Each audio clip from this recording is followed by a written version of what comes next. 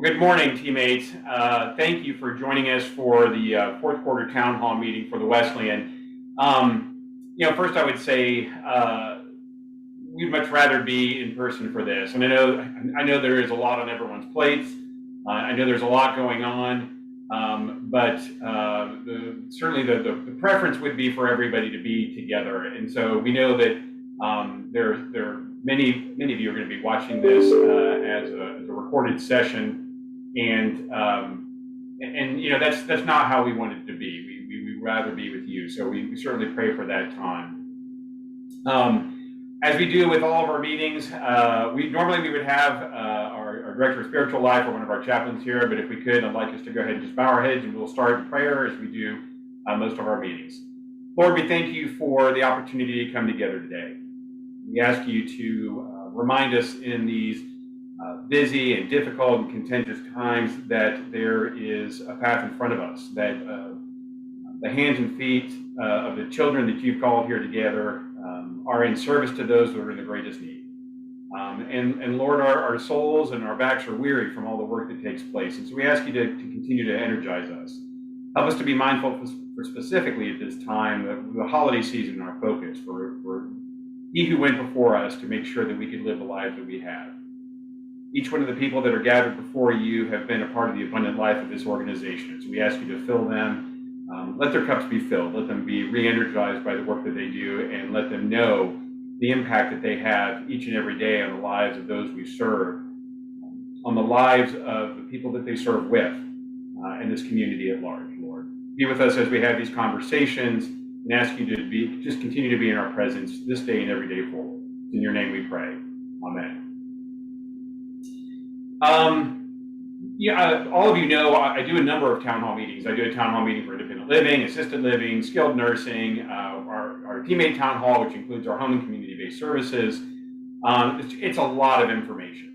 And so there's just some general things that I want to talk about. And I think it's important, while some of these issues may not be specifically germane to you from your particular programs, we do want you to hear what all of the residents are hearing, the family members are hearing from you, for you to hear from us what we've been telling everyone. So some of this is just a lot of background information just to kind of tell you where we're at.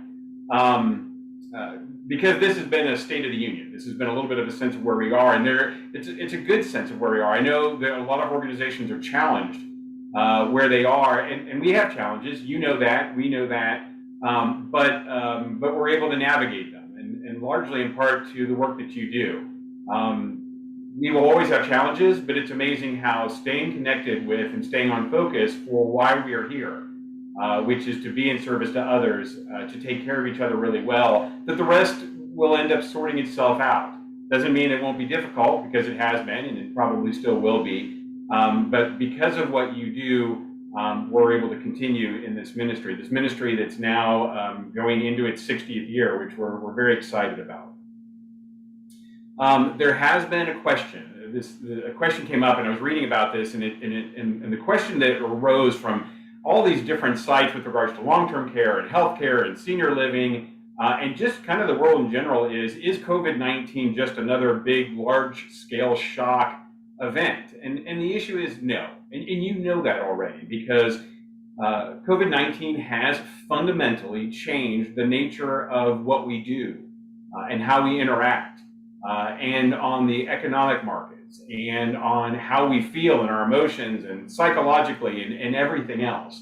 And that's not to say that the world has not experienced other issues, not a pandemic like this per se, at least within the generations that we interact with, but it is fundamentally different in the sense it's not a particular aspect. So like the global financial crisis of 2007 and 2008 was specifically around a financial crisis. Well, there is an accompanying financial crisis with the pandemic, but it also has a healthcare crisis, and it also has a psychological mental health crisis component with it, and it has a social interaction crisis kind of with it. It's a lot of different facets. I know none of what I'm saying to you sounds exciting or happy, but we're just trying to call it what it is, because just to recognize what it is helps us be stronger to work through it. Now, Congress and various agencies have stepped in as appropriate to help us to work through it, to live through it with recovery dollars and stimulus dollars, but it's also come with policy changes and policy shifts. And who are the recipients of that? All of you, all of us as teammates. We're all the recipients of that. I joke about it. It would be funnier if it wasn't so sad and true, but it's true that Kelly Getz, our compliance officer, many of you know Kelly, she would be working on policies and procedures, and the teammates that you see in front of you, they would be on the phone at midnight or 2 in the morning and whatever, and she'd be finishing it up, and we'd get a message 4:30 in the morning, finally done, it's done, and let's go ahead and get it out. And then at 8:15 the next morning, the policy had changed, and so then it had to be rewritten again, and then re-educated and changed, and as you all know, that's happened many times over the last couple of years. So, what does that mean? The United States economy has not fully recovered from COVID-19. I think healthcare in general has not recovered entirely, and there's still yet more for us to figure out how to navigate these things. There was a recent epidemiological update from the World Health Organization that said COVID-19 cases and deaths are continuing to increase. In fact, the end part of November, there was a documented 6% increase in cases, as well as a similar percentage increase in deaths compared to the prior week. While the United States has been relatively stable over the prior couple of months, we ourselves saw how Williamson County was in orange and now we're back into red. There was a little bit of an anticipation of that as surges happen around the holiday season. It's one of the reasons why we kind of doubled down talking about infection control and following our practices. You already do an amazing job, and wear the burden of that. And because of what you do, we have not had to see those increases, but the community at large has. Kind of globally, the countries with the most cases, and unfortunately, the United States is winning this. We're sitting at about 50 million cases as of within the last 7 days. Not new, but total, and then followed by India, Brazil, the United Kingdom, and Russia. The list of countries with the highest number of new cases, once again, here in the past 7 days, the United States is still very much in the lead. And then followed by Germany, the United Kingdom, Russia, and Turkey. These are things that as Americans we shouldn't be proud of. It's unfortunate. And all of this has resulted in overall in the last 2 weeks, a nearly 10% increase in hospitalization. And that's tough. Why is that tough? Because a lot of you know the residents who go into the hospitals, or are those recipient of those patients who come from the hospitals, or are caring from those that are discharged from the hospitals in their homes. And unfortunately, have to deal with those end-of-life issues that come along with it, that you do very well, but otherwise may not be a circumstance you'd have to be involved with at all.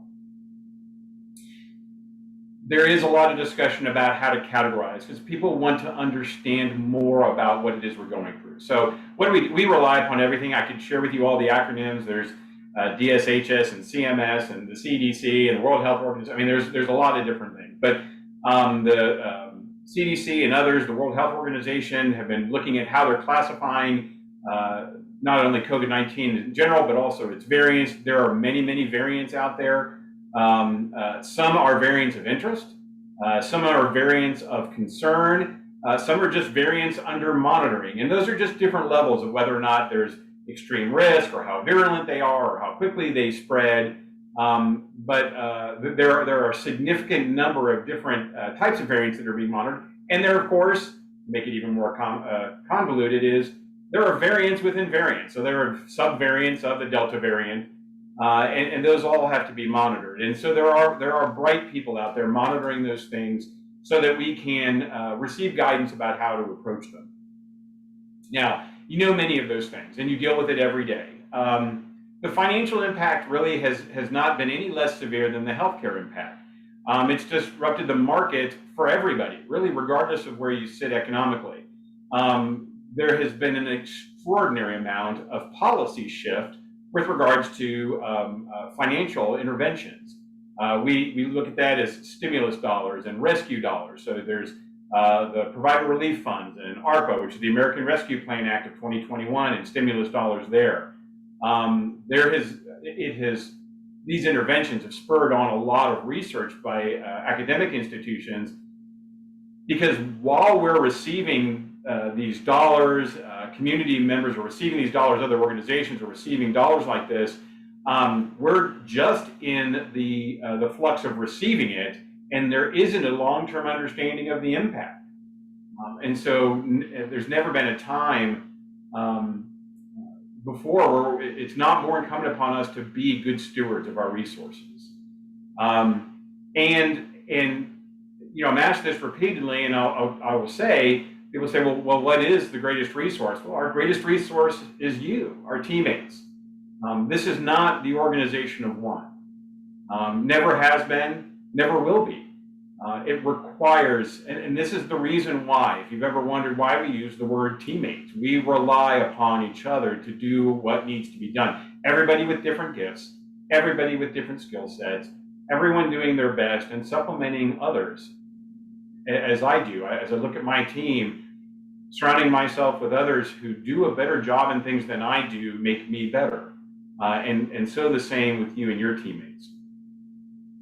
What we do, even in the supply side, is face-to-face work. We have vendors coming in, and we have contractors coming in, and we have other partners that we work with that come in, and that requires a face-to-face engagement, and that's been disrupted, and in a lot of instances, even halted.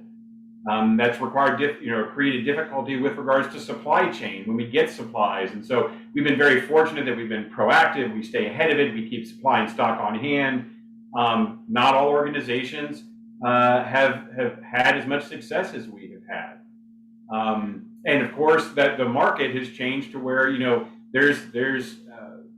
there has been some profiteering from those change in supplies. People that have exorbitantly increased the expense for cost for supplies because they can, because they have become scarce. And again, goods and services, really what we do, the interaction with clients, of course, that is also face-to-face. Now, of course, when we say face-to-face, it may be mask-to-mask or mask-to-face or whatever the case might be, but it makes what we do difficult. And when you think about it, our teammates that have come into this, they come into this called to this ministry, to serve other people, to serve with other people, not to be separated from others. And one of the things that has still remains one of the basic fundamental approaches to any sort of infection control is isolation, social isolation, quarantine, things of that nature. And that's not how we've been wired. Our way we've been wired is to come together, is to be together, is to celebrate together, to be able to eat together, to be able to walk together, to be able to hang out together. And those things have been mostly taken away. At least taken away to the extent that you can't do it without a mask, between you and the intended person that you're trying to be around.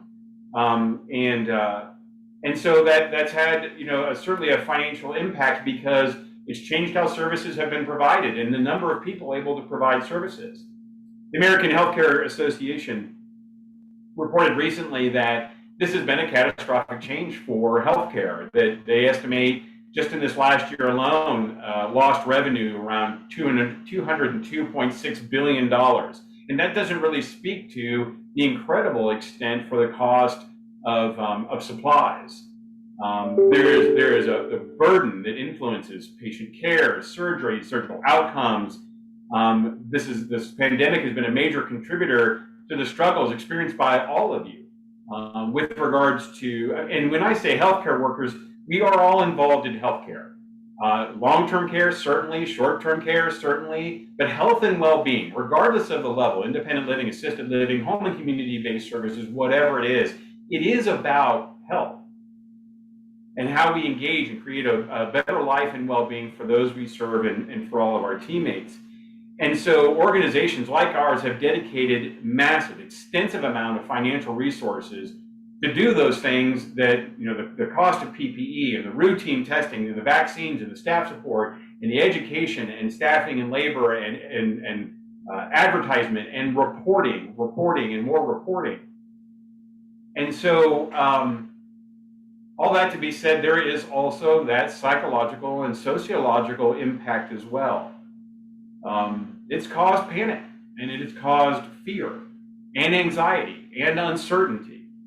And our frontline workers have really been most at risk for this. Certainly there is, as all of us, anytime you're around others, there is that risk of exposure to COVID-19, but there's also been the sudden increase in prolonged work hours. And all of you have to make ethical and day-to-day very serious and life-impacting decisions about your interactions with everybody, even your own families. And so you're watching out for those who need us. You're also having to take care of your families and take care of yourselves. And that's of great concern to us. It is, we know that these exacerbating effects of the pandemic make regular challenges, which are also going on at the same time, even more difficult. It doesn't change the obligations of rent and mortgage and putting gas in a tank and food on the table. Been very thankful for the advocacy that many of our teammates, our administrators and leaders have had on behalf of our teammates for things like retention bonuses and longevity bonuses, the different things we've been able to pay, either COVID bonuses when we've had active COVID cases. And while those things are good, it doesn't solve the emotional weariness, the physical weariness, and the spiritual weariness that comes from this. If we were to get everybody to be able to come in and get in on a poll today, who is tired of COVID-19? I think certainly every hand, if not both hands, would raise, because we are done. And again, it is not done with us. We don't know the end point at this time. What we know is that we have experienced, not just in this community, but worldwide, a divisiveness, a contentiousness that has come out of this, a polarization. Whose fault is it, and blaming, and what can we do to go around it? And so I would say that the challenge really that's in front of us is to live through it. I don't have the answer for what that means, but the issue is, just like the things that have come in the past, there was HIV and SARS and the avian bird flu and the swine flu, and we had Y2K, and we had all sorts of different things that have come up that have impacted our lives. Certainly the devastation and loss of lives in 2001 at the two towers and such. There are shaping moments that will forever impact who we are, and we have to find a way to integrate and live through it, not ignore it, not pretend that it's something else, not pretend and just say, gosh, no, I'm strong, I'm stronger than that. It's not about strength. It's about living in the reality of where we are. And so a resident sent me a verse, and I thought it was important, it was applicable here, James 1:4, let perseverance finish its work so that you may be mature and complete, not lacking anything. We would like to be lacking this opportunity, this challenge of COVID-19, and yet you have become stronger. You have been recognized and loved by residents, and I'm going to talk more about that in a minute. And the organization needs to continue to grow. I will share with you, we have added 6 new board members recently. Very excited, all those members that either denominationally tied to us or have great community ties, or both. And they're very excited to be a part of our ministry in support of you and all that we're doing. And so we also have more diversity within our board, representing different cultures, representing different denominations, something that is a little bit more, increasingly more reflective of who we are as a body, as a community. And we're excited about that and how their perspectives will continue to shape us for years to come. We haven't been able to host our board members here, but the work does continue. And I'm very thankful to our board members who stay connected. They're with us all the time. I was sharing our chair of our board has been in the hospital recently, and even still, I'm in communication with him weekly. That transparency of our organization, even through these challenging times, has remained important. The board doesn't just hear from Mark. The leadership, the administrators, they have that direct relationship with our board because they know what's going on, boots on the ground, direct interaction with our residents, with our teammates, and we want the board members to know that and have that access. And so they are so appreciative and are so thankful because they understand the burden that you've taken on in caring for this important ministry. But that communication is important. We do feel like it's very important that our administrators stay in connection with our board members so they were able to kind of share challenges, but also accomplishments. And everybody has them. Wesleyan Skilled Nursing, our WSN property, probably one of the more challenging environments, not the only challenging, but the challenging environments because of what we're going through. And you're talking about a building that wasn't with us for even 3 months before COVID-19 hit, and was a 1-star facility, is now a 5-star facility, and is well thought of, well respected, and sought after in the community. And just went through a survey and had a deficiency-free survey. That's rare in the easiest of times, let alone in probably one of the most difficult times that I think, generationally speaking, healthcare workers have had to experience.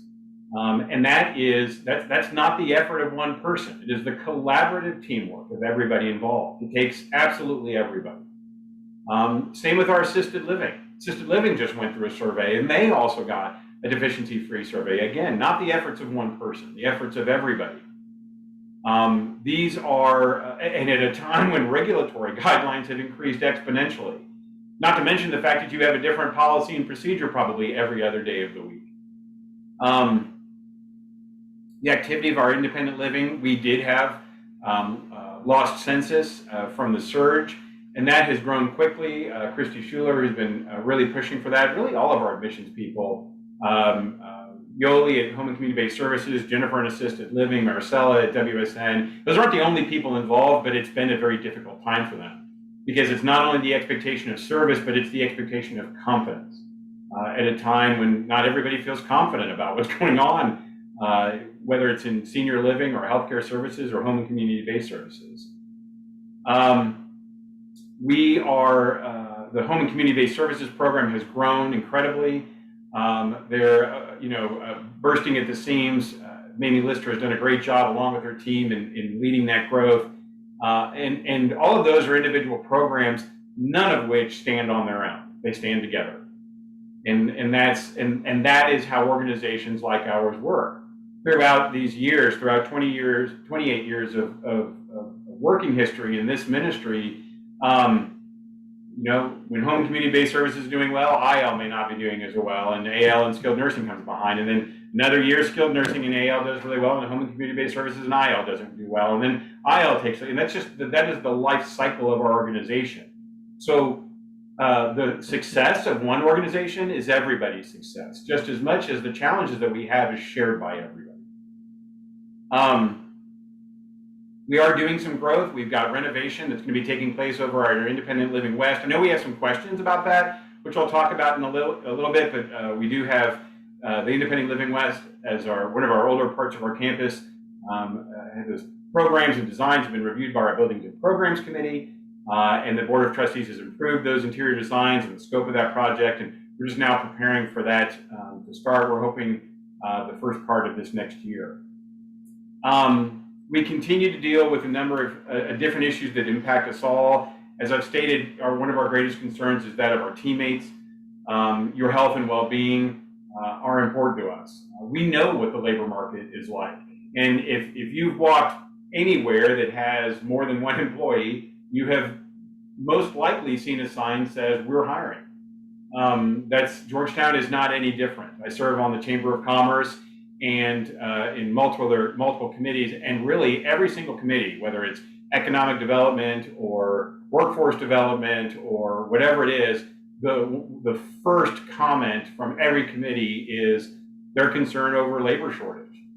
And it's, so again, it's not us. I mean, it's the community at large. It's our nation. Again, our administration has proposed and advocated for a number of strategies. All those strategies aren't done, but we're looking at others, and mainly to recognize people for their continued work throughout the challenges that we have. I do want to say this is a great time to mention, I mentioned before the love our residents and family members have for our teammates. A couple of things. Absolutely want to say we want to thank our residents and family members for their family Christmas gift. This is a family and resident patient client directed fund where they give into that gift, and those dollars go to the frontline staff teammates. It takes everybody, and you know there was a reconfiguration of that years ago, because there are our teammates who pick up the trash after we're done doing the work and the interaction with our residents. There are those that are cleaning the dishes after a chef prepares an incredible meal for our residents. There are the people that are processing invoices and making sure the delivery trucks show up and making sure the doors on the dumpster bin are open and shut each day to deal with the things we need to do. There are so many of you that are not necessarily seen by our residents, and we want them to know that it's not the effort of one or a handful of people, but it is everybody. And so they stepped up in a very big way. And those, we know those gifts have been received, but we want you to know that that isn't just something that they do because it's that time of the year. You know, they know our policies with regards to gratuity across the organization, and this is a very loud voice in support of you and the impact that you have. I met with a resident this morning that said, regardless of the challenges that we have, there's not a day that we would go by we couldn't do this without the teammates that we have. And they think of you more than employees. They think of you as part of their family. That gift is separate from the gift that comes from the Wesleyan, and that's where I talk about our board of trustees. They recognize how difficult things have been, that the Christmas gift that goes out, that is something that is recognized by our board of trustees and supported through our budget. That is a separate gift, and something that is a recognition from them to let you know how much they appreciate you and the work that you're called to do. And we have one board member who's in our finance committee, and he said, I have smarts about this and I want to contribute to this, but I could not do what many of your employees do. And we know that to be true. And again, each person to the gifts that they bring make this organization and ministry special. You have done a great job of protecting our residents and one another in this community. We have over 99% of our residents fully vaccinated. That does change from time to time as we have admissions. We might have to catch that up, so that number changes up and down. Over 93% of our teammates are fully vaccinated. We do have some that have exemptions, and those are things that they follow through the process. We certainly encourage that. We know that commitment is there to protect one another. We know it doesn't relieve you of all the other infection control procedures that have to take place, but we do know it takes extra effort. And for every nostril that has been swabbed by a cotton swab over these years, which have happened thousands upon thousands of times, we thank you. No one went to this ministry and filled an application and said, looking forward to having brain tickled with Q-tip. I mean, nobody did. And yet it's happened. And that inconvenience, that discomfort, could possibly have been the lives of your residents, their family members, your teammates, their family members, people in the community that continue to come to work to provide. And so thank you for that. We reviewed our financial performance with the Board of Trustees. We are a charitable organization, but we're also, as a charitable organization, we're required to be good stewards of our resources, and that means we need to also be a good business. We have had the benefit of provider relief dollars and rescue dollars. Organizations should not plan on those dollars as budgeted dollars because they're not continuous dollars. And so there are adjustments that we've had to make, but we still are going after those supportive dollars, and we'll use them as we can to help supplement the things that we do. There are some things where we've had to tighten our belt, but that's prudent. And at the same time, with the leadership, the administration, the countless hours that they spend in preparation for the budget, they did that with the sole focus of making sure that we were able to care for our teammates and that we're able to provide for our residents. Some of you have asked, because you've worked there for a long time, what's the situation with regards to our scenic building? For those of you who are in that area or passed by that area, you've seen for sale signs on the scenic property. We are working with an agent. That property is for sale. We actually do have offers for the sale of that property. As with anything, nothing is sold until it's sold. And when I say that is, we are in process of communication with potential buyers, and we will share that with you. We have confidence that that property and that building will sell. Our leadership team and the board of trustees have talked about that it is very important to us who might purchase that building. That the property, that the building, that even some of the assets that are inside would go to somebody who would use it in service. Maybe not the services that we provide, but something similar. And so that has been communicated to our agents for the purpose of making sure that that relationship is in alignment. We can't promise that. Certainly it depends on what the market is, but right now we feel very confident there are service providers that are looking at the repurpose of that campus, and ideally we hope that they are the ones that ultimately end up being the ones that purchase that property. Now, I have shared a lot of information with you. It really isn't, and again, you know this, not a fraction of the activities that actually take place every day. You know that from what you're doing. As I look across the screen, I know it's not the breadth of the day for any one of the individuals on the screen either. But again, I think it's important to understand where we are. And the difficult things we talk about, it's not about creating fear, it's just about creating understanding. I did have some questions, so there may well be some other questions. I know we've got a number of people that are present, but I want to go through a couple of things that were sent to us. And then, of course, if it sparks some other questions, we're certainly happy to do so. From one of the teammates' questions or comments were like, they'd like to know a little bit about the timeline of some activities that are taking place as far as growth and expansion. Maybe also a reminder of the timeline of the Christmas gift and the Wesleyan bonus and things like that. They said that they were very pleased, very thankful that those bonuses have continued to come in, but just kind of want to understand the timing. We know these bonuses and gifts have been entered into payroll. Some of the actual receipt of them should be today, but I believe everybody have been receiving payroll notifications and things like that for both. Bethany, is that correct? For both the family gift as well as the Wesleyan bonus? I'm going to tell you something right now.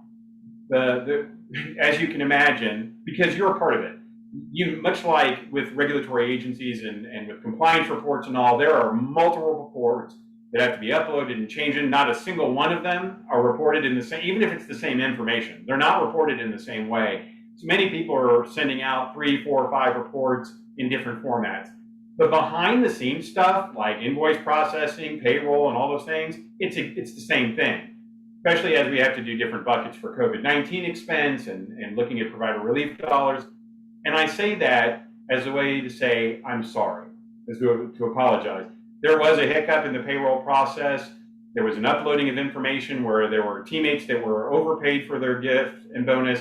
There were those that were underpaid. And so, there were some who had a retraction in their payroll stubs that it was less, and then some of it was more, and then it was Y. Guys, we are human beings working with human beings, serving human beings. And as I've said before, we're going to make mistakes. We're not going to take people out back and say, you're a bad person. There are mistakes, and we correct them as soon as we can. Just like when I brought a policy into effect for a vaccine mandate, and I think I had to rescind it, it was like 11 hours and 37 minutes later. There's a lot of work done on those things, and then we had to immediately turn it back around. Bethany said, hey, I think it was like 6 in the morning, hey, there's some activity going on. You may not want to put it out. I'm like, well, until we officially have notice. And I think it was like 2 hours and 48 minutes later, we officially received notice. Nobody wants these mistakes to happen, but they do. It would be dishonest to say that they don't happen. It would be more dishonest to say that we are always going to get it right perfectly all the time. That's not the reality of the world. I am, though, sorry for it. Not on behalf of others, but on behalf of the organization, because that's not what we want. We want it to be a celebration. So please do take that in the spirit in which it was given, is that celebration of love and respect and honoring of you by our residents and family members, and that celebration of respect and honoring of you by the Board of Trustees and the leadership team, that you are of value. So I believe those things those things have been notified, and you should be receiving those. There have been, then we do constant contact. There is a lot of contact. I am going to say this, several teammates have mentioned this. They get a lot of information, a lot of emails, a lot of texts. You know, it is true. I think I got somewhere shy of a baker's dozen of texts with regards to benefits. But you know, the other side of that is, maybe if I hadn't been paying attention to it, maybe I'd missed the first 12 and didn't want to lose out on my benefits, or about a policy change. I know it's a lot of information, but I would rather over-communicate than under-communicate. And as you can see with change in policy, sometimes the communication might have the same heading, but it has different information.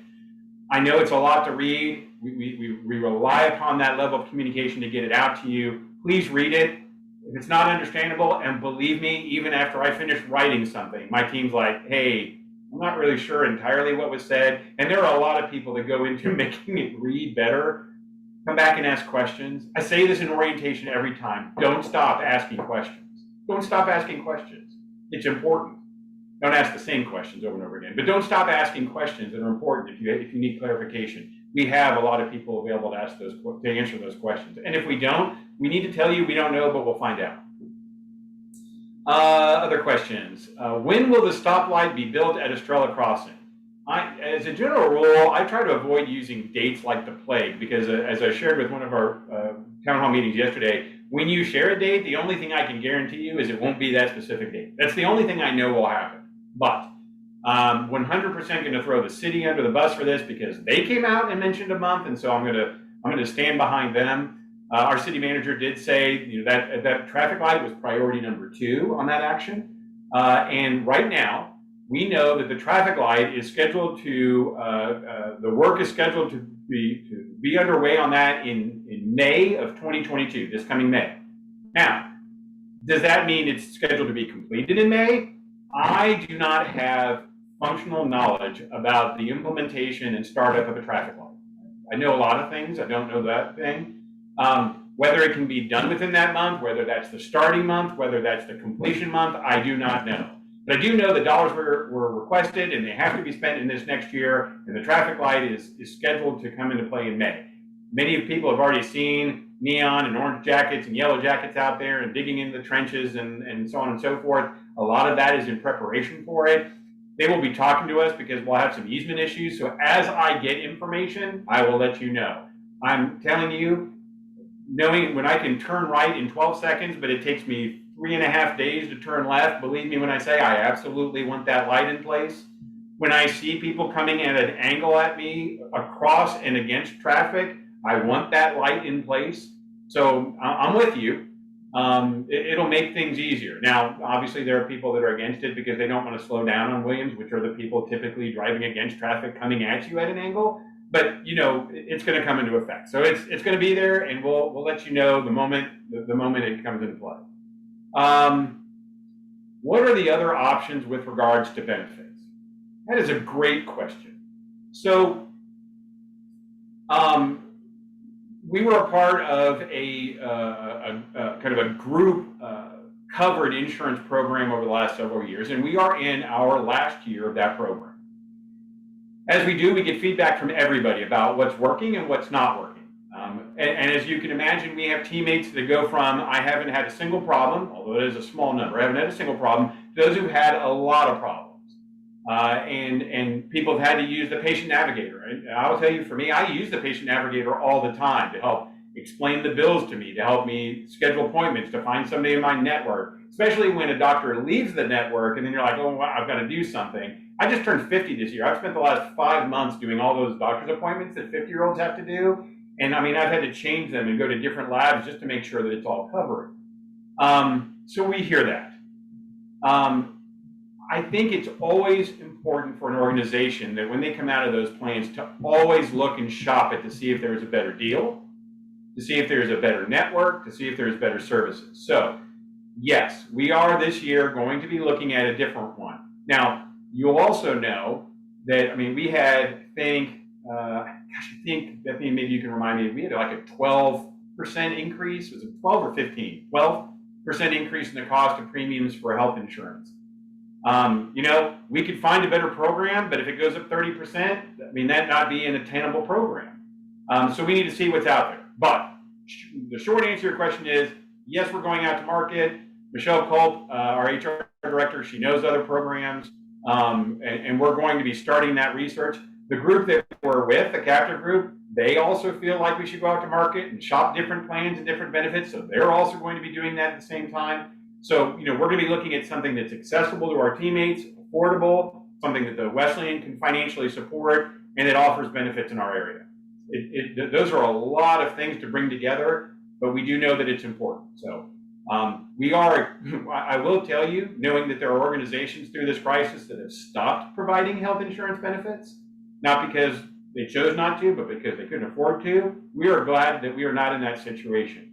I will say philosophically, as leader of the organization, I feel strongly about offering benefits. Sometimes it's appealing to take the money instead, but then a catastrophic situation, accident comes up, accidents can't be planned for, and then people are stuck. And I don't ever want that to be the case for our teammates. So we just need to make sure that we find different levels of engagement for employee benefits. Let's see. There are questions about kind of some of the specific strategic plans that are taking place on the campus. As you're aware, a lot of the construction process has gone to the wayside. Labor for construction was hard to come by or tripled in expense. Materials, in some instances, quadrupled in expense. Lumber went up ridiculously. So, you know, there were large projects that were taking place in Dallas. I know one in particular, it was around $278 million. It's now north of $350 million, and they've had to reduce the scope of their project and the number of units they're building. So they're actually paying significantly more to build less. And that's kind of been the outcome of the circumstance we're in. Growth has to continue. So we need to make sure that it's measured. So we are doing this IL West renovation. I'm very excited because they're interested things. There are things that we want to make sure that we do. We want to make sure there's a chapel at WSN. We think that that's important. All of our programs have those, and we think that's an expression of who we are. I believe that some of our residents have asked for a library at WSN. I love that idea. Things that add to the kind of the enriching part of the organization. I think that's important. Part of the problem with having successful cottages and successful assisted living and IL West and our secure and other components is we don't have enough. So we're looking at what excuse me, growth and expansion might look like. Again, we have to enter it at the right time. We are looking at expanding our cottages. Obviously, there's going to have to be some growth and expansion of our assisted living programs as we expand on that, and really just some renovation. That program too, like IL West, which was built around 2006 and came into fruition about 07, 08. You know, assisted living was around 2011, 12, and so there's a lot of, we need to stay ahead. And that was one of the concerns that a lot of our scenic teammates told us is, we love working at scenic, we're glad for the new building that we've got, but please don't let that happen in our other buildings. Please stay ahead of it. And that's something that we have to do. Every 4, 5, 6, 7 years, we've got to, you know, it seems like once you finish a project, you're starting another one. And that is kind of the life plan of a community. We need to stay ahead of that. So we'll give you more details. I don't have specific lines. We are continuing in discussion with our strategic planning committee of the board, with our leadership team, with our development group about that. A lot of it is just timing and when we can go back in the market. But the IL West, Independent Living West renovation, will be starting. Our plan right now is ideally is February 1st to March for that program to start for that portion of the campus. There were some questions about our network status and internet and all being spotty. There was a question about, do we have to have Suddenlink? And that's not to disparage Suddenlink, because really they've been the only game in town. There are, if you haven't met them, there are some very, very wonderfully nice people who work at Suddenlink, and which we're thankful for. I am aware of the fact that the city at large is looking at other internet options. Of course, as a business entity in Georgetown, whose business model is really very much married to the need for internet access, as well as residents who've had to become internet savvy over the years, and our teammates, we need to have that solid infrastructure. So we'll look at that, but you would know about that certainly in advance. There were more questions about the benefits, going into greater detail about specific services that aren't covered. I'm not going to list what they are because I don't want that to relate back to individuals, but in general, some specialized surgeries, certain prescription medications, how to navigate generics versus exclusive medications, things that you can't get in a generic that are on excluded pharmacy lists and things of that nature. So all of those things, I hate to say it, those are typical checklist items in most benefit plans, so that when we go out to market, we will share those concerns. But understand, health insurance is a little bit like if you've ever been to La Madeleine's. You know, you can go in and get a sandwich. But if you want a sandwich with extra cheese and then tomato and then avocado, you're paying for those. And then if you want chips on the side, you're paying for that. And if you want a drink on the side, you're paying for that. And if you want that drink to have something special put in it, you're paying for that. And then, you know, but basically, if you go in, you can go straight in and you can get a sandwich with a slice of cheese and they'll put it on a plate. And you probably get a napkin or a fork with it, but that's it. So health insurance is very similar, and I'm not trying to dumb it down for people because you know, I'm not in the health insurance business, but the more we add that allows, the greater the cost is. And not knowing what people use, everybody bears a piece of that cost, which is the reason why we offer different levels of benefits for people to get in to add. So that some want catastrophic level only, others want to be able to pick their doctor on what day, when, and what the cushions are like in the examination room. So, I mean, you know, you can get into that great detail. So it just comes along with the expense. So we will go through that work and we'll present it to everybody to follow that. But I just wanted them to know those questions were relayed by the administrator with concerns about, you know, what the benefits are and what can be included and how to obtain a lower deductible. Lower deductibles have a higher premium cost. Lower out-of-pocket expense has a higher premium cost. Having a large deductible reduces it. I mean, that's just that is not market creating health insurance. That is how it's been since the dawn of time. So that's the way it works. So let me pause. Those were kind of just questions that went through that I was sent. Actually, no, that's not true. There was another one that was sent. You know, there have been a lot of questions. You know, we don't have the offices across from Scenic. For those of you who've been around for a very long time, we don't have the offices across from Dollar General over on Austin Avenue, and we're kind of spread hither and yon. The corporate office is moving out of the cottages. One of the things that we are having to do is, knowing that there are residents who want the cottages, we're moving out of the cottages to bring that in. That's additional revenue that will be generated. There are offices that are unoccupied that we'll be going into. There are some smaller units over in independent living. We have a couple of efficiency apartments that haven't been rented since I've been with the organization. They've been used as storage units. Those will become offices. We have acquired some property contiguous to the campus with a single wide and double wide. Those are being renovated for us to also have office space. Where is everybody going? I don't know today, but they'll go there with the ability to maximize the number of rentable space that we have for people. You know, for some of our teammates, this might be a third or fourth or even fifth move.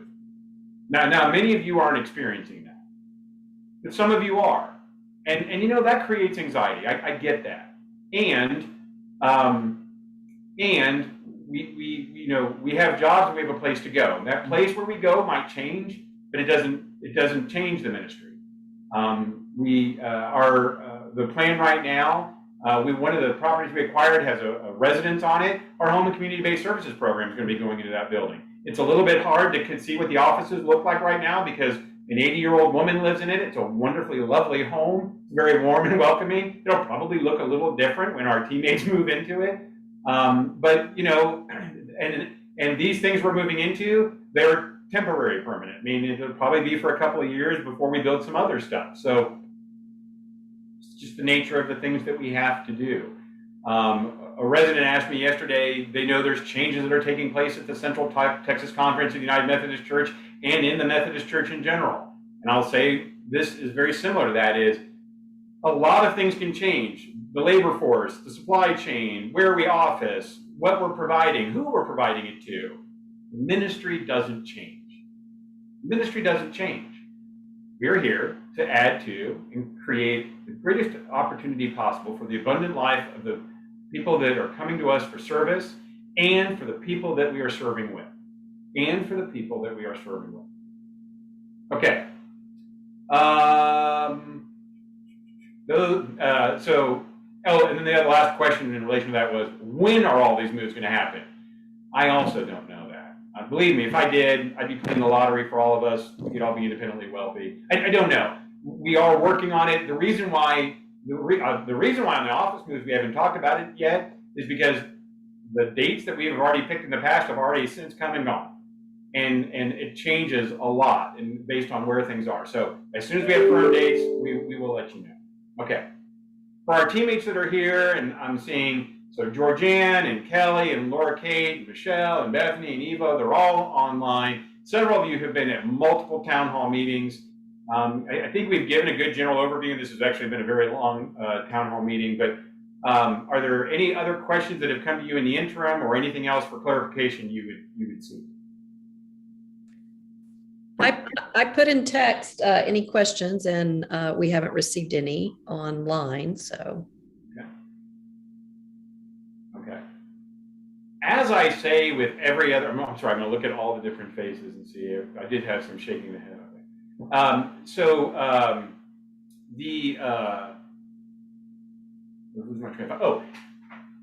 Like every other town hall meeting, the question is like, do we have to wait to the next town hall meeting to ask a question? The answer to that is no. It's a good question, but the answer to that is no. We have meetings weekly with administration. We have meetings weekly with senior leadership. We have ongoing committee meetings with the board. We have ongoing meetings. I know there's teammate meetings throughout the organization. That's not, the town hall meeting should be to bring them all together so that everybody's connected with it, but it should not be the only time you ask questions, right? I also want to leave with, I'm very proud of our leadership team, your leadership team, your administrators, your supervisors. These are tough times. They really are. And they speak on your behalf. You don't always get to hear that. You might be hearing, hey, I need you to go do this, or I need this yesterday, or this new problem's coming in, or this new person's admitted, or whatever the issue is. You might hear that, but behind that are people who are speaking and recognizing the fact that they know what it takes to get that done. It has been a very long time since I've been a nurse aide. It's been really a long time since I've been an administrator.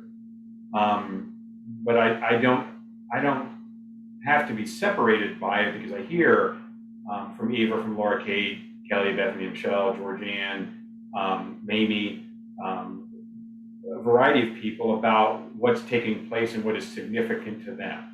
And they hear that because it's coming from you. This may not be in the environment that we choose to be in, and you're making an incredible difference. I hear, I've heard from other communities that have not fared well, that are going through yet another surge, an uncontrolled surge. We may experience that yet. I don't know. But what I do know is that I have incredible teammates who know what they're about, who care for one another. That doesn't always mean agree, but they do care for one another to do the best that they can do. And so I thank you for that. And I thank you for your patience with the mistakes that we make. And then I thank you in advance of whatever comes down the road. But there is a significant amount of confidence because of each and every one of you. So thank you very much. I appreciate you taking the time. I know it's a lot to have to listen through all this. I think those of you watching later, you can kind of scan through so you can skip through some of the long-winded parts. But it is, I told one of our residents this morning, there hasn't been a day that's been easy since coming here. There has never been a day where I've not wanted to be here. And that is an incredible blessing. So thank you for what you do. Thank you for your time. Thank you for your commitment in your ministry, your mission, whatever it is that you call it. People are made better because of you. Thank you.